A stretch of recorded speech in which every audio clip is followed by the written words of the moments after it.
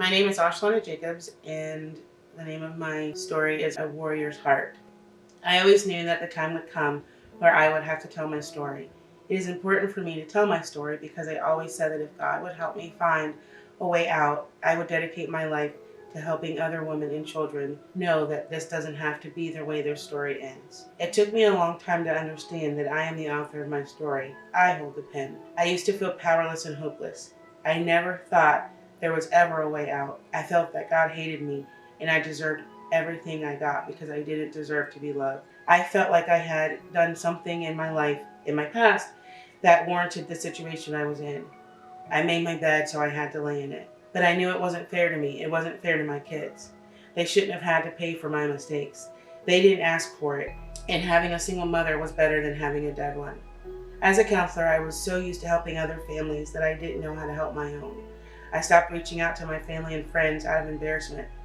I felt like no one could get me out of the situation I had gotten myself in. There were days that I thought I couldn't be that bad, that it couldn't be that bad. And then there were days that I just knew I couldn't go on living that way. It started with a simple, playful dig into my shoulder when I upset him. Everything started with him playing, but ended up with me being crazy and overreacting.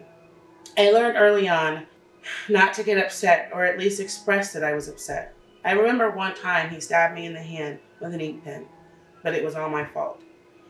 He was only playing, and I was the one that was overreacting. One day after work, he kidnapped me, and I ended up an hour from my house. He screamed all the way down the highway how much he loved me and how he couldn't live without me. He cried uncontrollably because I told him I didn't want to be with him anymore. He refused to let me out of the car unless I told him I loved him, and I promised never to leave him. I got pregnant, and I thought surely he would change for his child. The arguments continued, and they only got worse. With every explosion, every 911 call, every pillow over my face, every foot to my pregnant stomach, every spit to my face, every closed fist to my face, every phone call of suicidal ideations, every object being thrown at my head, all of the multiple holes in my walls. With one time, he urinated on the seat of my car, the multiple suicide attempts while making me and my children watch, the countless nights I would wake up with him on top of me or over me. Most nights I would lay awake and cry as he went in and out of me against my will. There was rarely ever any peace. When he would get angry, he would drive down the highway going 95 miles an hour, weaving in and out of traffic, with the kids in the back seats screaming and crying for him to stop. He would have an outburst in front of our friends and family in public, at sporting events, funerals. I would be so embarrassed I started staying at home more for fear of ridicule if anyone knew the actual truth. Whenever we went anywhere, I would have panic attacks because I never knew if he was going to explode. He would always seem sorry for his behaviors after the fact. There was always roses waiting, trips to Disney World, shopping sprees, new cars, Victoria's Secret. It was always his way of saying sorry and my way of forgetting. I became numb to it all. It became normal. It became routine. I could even calculate the days until the next episode. I felt stuck in the hell I created with no way out, grinning and bearing it and playing a part just to get along. The cycle just continued to repeat itself.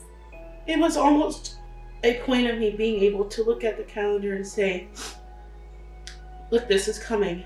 And sure enough, it would come. Then I would have gifts and flowers and all sorts of things waiting for me. And it would make me forget that just the night before, he was hitting me, kicking me in my stomach while I was pregnant, or trying to light my house on fire, or when the police were called because he tried to kill himself in front of us.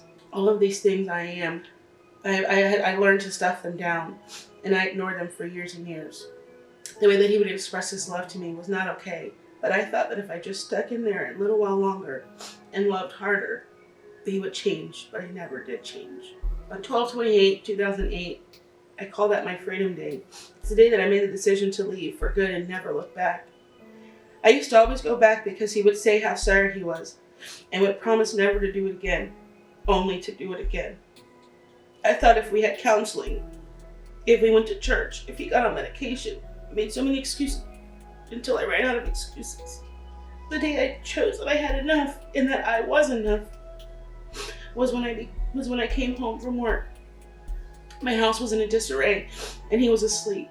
I had planned to take the kids to the mall to spend their Christmas money. He got upset that I was leaving and didn't think the girls deserved to go. He started yelling and calling us names. He opened the door to let the dog loose. He was telling my 3-year-old son to call me a bitch. It just kept going on and on. 5 minutes felt like an hour. My daughters were crying and screaming. My son was crying and screaming. And in that moment, I just became numb. Kind of like in a movie where you can't hear anything except womp, womp, womp and chaos. I just remember grabbing my girls and getting in the car. My daughter would always have an emergency bag ready to escape, and she had the bag packed for herself and for our dog, and she made sure that she had everything that we needed because she never knew when we would have to evacuate. And so it became real to me in that moment. So I grabbed the things I could, except my son. It became a power struggle because my son is his son. And so it was the hardest thing I had to do, to leave my son with him in that moment. But I knew that I had to leave. And so I grabbed my girls. And I knew I would come back for him. I had to fight for him in a different way by filing for emergency custody. I wish I could say that day was the day that the abuse stopped, but it didn't. The physical and sexual part did, but the verbal and psychological abuse continued for years. We all had to have years of extensive counseling because of the trauma we went through. We went for years and years and years of fighting for custody of my son, in and out of court, lawyers and judges, and fighting and negativity for years. I can say now that we are finally in a place where we are able to interact cordially and co-parent effectively for our son. But it's been a long time coming. There are still moments where he triggers me through his text messages or conversations, him wanting to still control and manipulate me. But I have learned to fight and stay strong by learning not to give away my power anymore, to him or to anyone else for that matter, and by protecting my energy. Growing up, I always dreamed of the perfect fairy tale Disney movie ending, where the princess falls in love with Prince Charming and they live happily ever after. The reality is that I am the princess, but I can only save myself. There is no prince coming to save me, but there can only be a happily ever after, and it's the one that I choose. I have been given this life, and my happiness is my choice. I have met someone, and I'm completely falling in love with this person. This person means everything to me. We go out to eat, we go to the beach, and we just reflect on life and have a beautiful conversation. This person is everything I need, and I know that this person will have my back regardless. I wish I had met her sooner, but I'm so glad I found her. She is the most beautiful soul and can light up a room when she walks in. She is a fearless warrior, and her name is Oshalonda Lakeisha Jacobs. It has been a very traumatic experience, and for a very long journey, but it has been one that has been of growth. I wish I could say that the abuse stopped with him, or that it started with him, but the truth of it is, the abuse started well into my childhood, and it didn't end with him.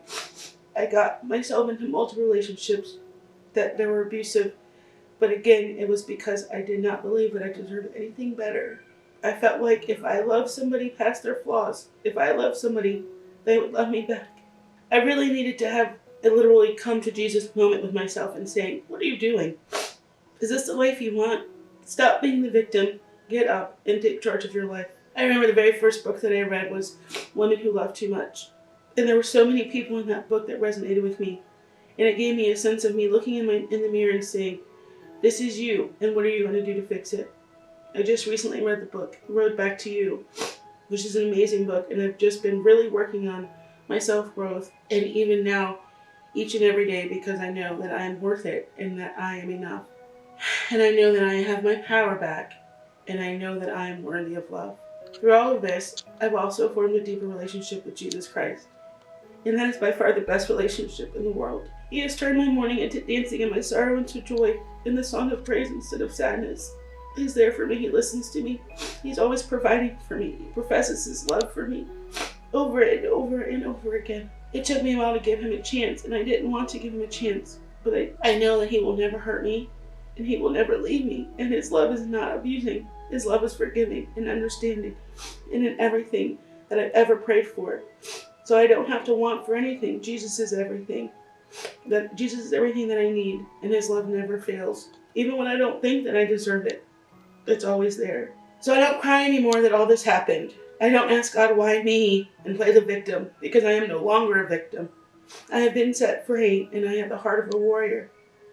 I am grateful for the opportunity and grateful for the lesson. And I am grateful for what it has taught me, being a survivor of domestic violence and knowing that there's someone else out there who needs to hear my story, who needs to understand that you are enough. And it doesn't matter what your dad told you. It doesn't matter what your boyfriend, your husband, your granddad. There's nothing that you have done to deserve to be treated less than what you deserve. You are beautiful. You are stronger than you think. And you can and will make it. Please think about your children in all of this. It is very important that men understand the importance of how they treat their daughters so that their girls grow up knowing what love really looks like. I would definitely say to any father, especially once you have daughters, who really think about your role as a father and what you are teaching your children. They are always watching, and you never know the impact that you have on them and what you teach them as a man, and that what you teach them how they're supposed to accept love. It took years and years and years to undo what this man has done to my children. Live your life for yourself, and that needs to be healthy for your children so that you can pour into them, because you can't pour from an empty cup. You can't give them anything that you don't have. Love yourself first and understand that they don't deserve this. They didn't ask for this, and that you deserve, and that they deserve to be happy. Understand that this is going to continue. I believe that people can change, but they have to want to change. They have to be able to put the work in, and it doesn't just come overnight. They have to be willing to understand, and they also have to do personal development for themselves. So until that happens, you have to make sure that you and your children are safe. If you're with someone who's abusive, it's not as easy to say that you can get out of it, and I understand that. But please also know that there is support, and there are people there. There are people here that love you, and that want to see the best for you. Love yourself first. Know that you don't deserve this, and there's nothing that you've done that you deserve any type of deep psychological or physical emotional pain.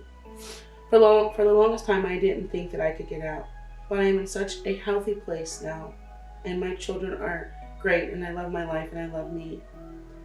I was out with a friend recently, and my ex texted me and was going on about something about our son, and it created this trigger response, which happens often when he messages me. He tends to express himself the way that he would when we were married. And I was expressing my anxiety about it to my friend, and she said, "You're no longer married to him. You're no longer tied to him. He no longer has that power over you." And it was so great to hear that. For the first time, it came back to me that he no longer has the power over me.